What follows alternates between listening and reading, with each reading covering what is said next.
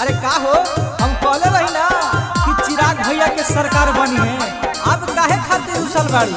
चला आ जवन जवन कहले रहू कि कीन के ला दा, चला दोनों मिलके कीन ला आ खूब ऐसे पूरा धूम मचाल जाए बिहार में। आगे अब काहे लहरू सलहाही धनिया हमार, आगे अब काहे लहरू सलहाही धनिया हमार।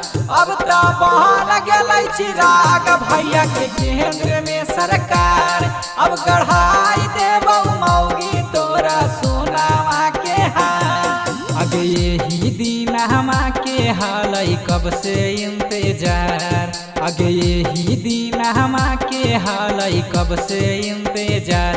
अब तो बहन गेलै चिराग भैया के केंद्र में सरकार, अब गढ़ाई देबौ मौगी तोरा सोनावा के हार।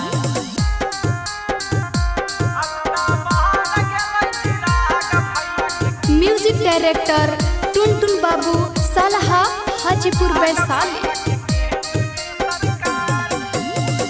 अब नहीं करबोगे मौगी तोरा से कोनो बहाना में, पूरे पूरे हम ता गढ़ा देबौ गहना में। अब नहीं करबोगे मौगी तोरा से कोनो बहाना में, पूरे पूरे अब ता हम गढ़ा देबौ गहना में। आगे गड़िया सफरिया से दोनों घूमबै पूरा बिहार, आगे गड़िया सफरिया से दोनों घूमबै पूरा बिहार।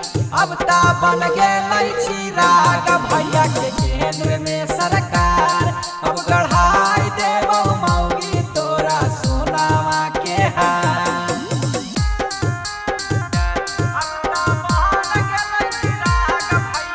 म्यूजिक डायरेक्टर टुनटुन बाबू सलहा हाजीपुर वैशाली।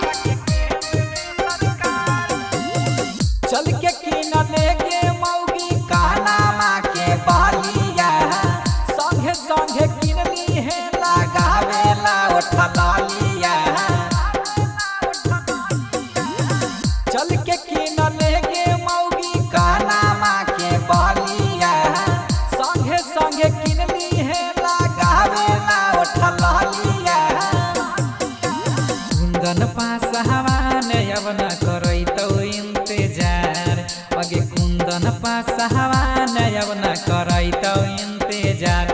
अब तो बहन गेलै चिराग भैया के केंद्र में सरकार, अब गढ़ाई देबौ मौगी तोरा सोनावा के हार। presented by Radhya Films, Ghosi, Jahanabad।